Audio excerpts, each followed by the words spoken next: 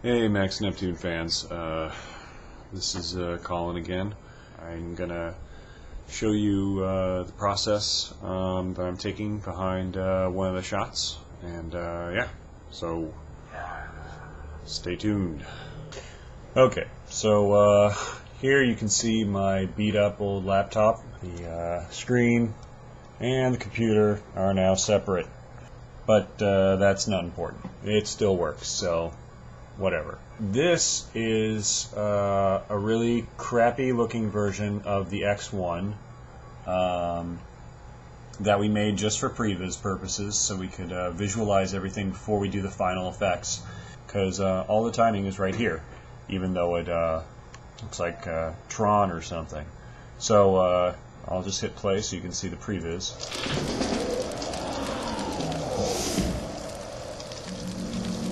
So yeah, it's very simple looking, not final at all. What we did when we reshot this is we used this right here to put a shade on Max Neptune, so that when he's inside of the elevator, the sun's not hitting him. Casey right here held up this funny looking cardboard and action shading contraption.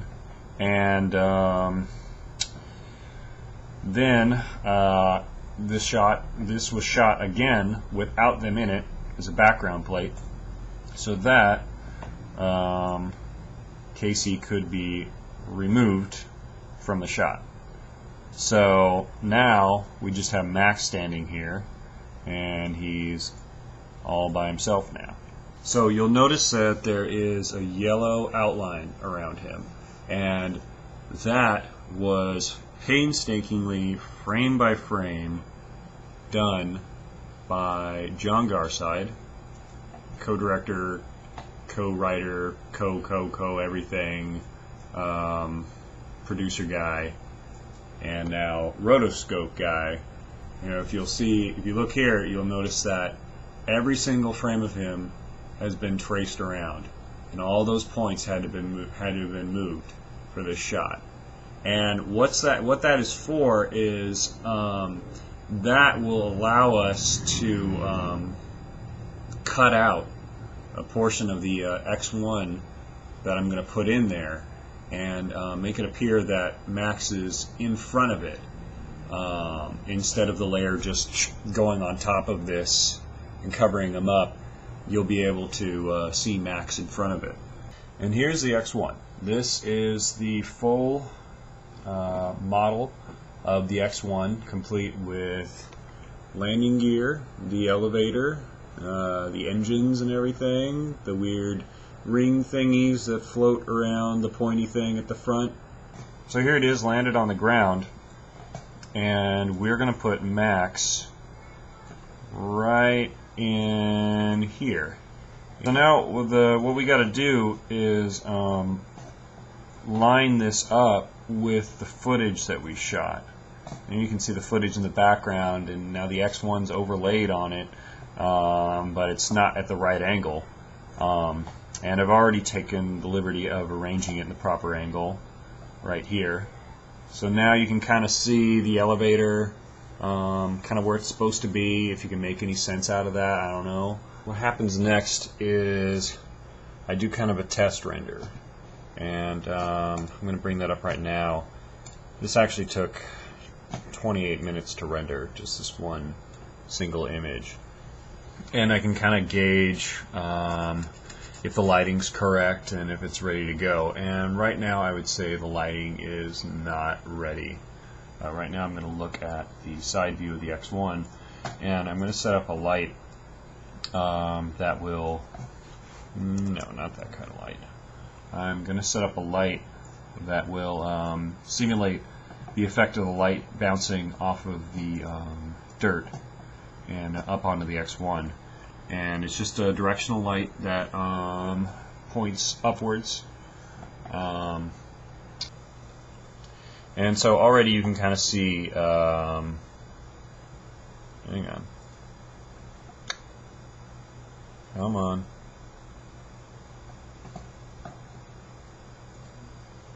Oh, God's sakes. Okay, so already you can kind of see now that this is kind of lit better. Now I'm going to get on to animating the shot, which is actually pretty simple.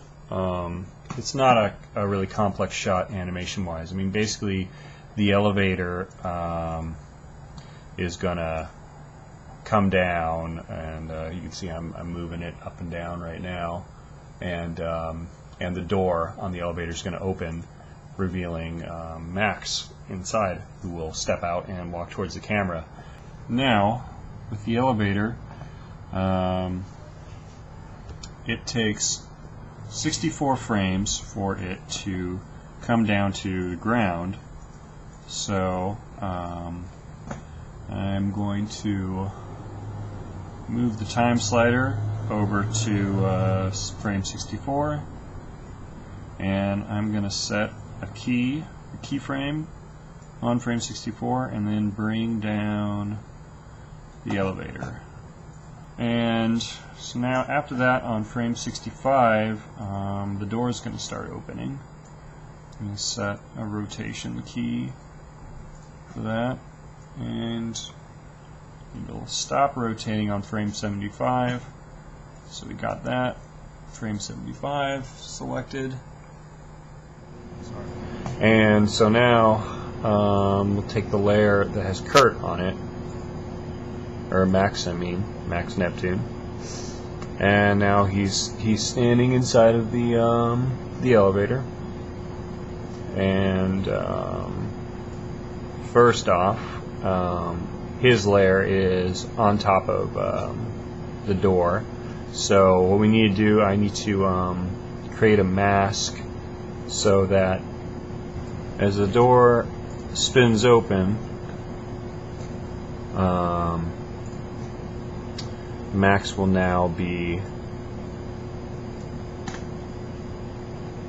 revealed as it opens. So now we got that, but we can see through this window and we don't see any Max. So that's kind of a problem. Hold that with my feet and hope that it's pointing at the computer, and you can see what I'm doing.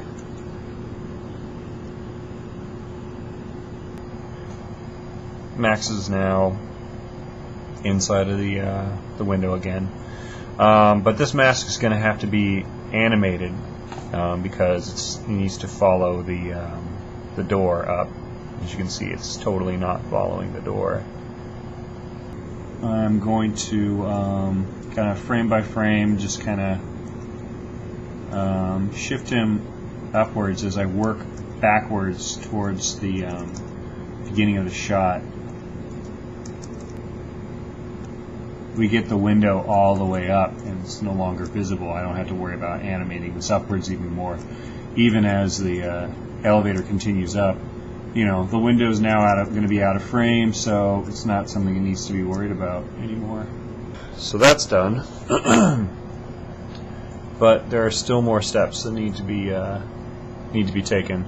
For one thing, now you just see Max kind of floating there, which looks kind of stupid. So another mask needs to be created to get rid of this.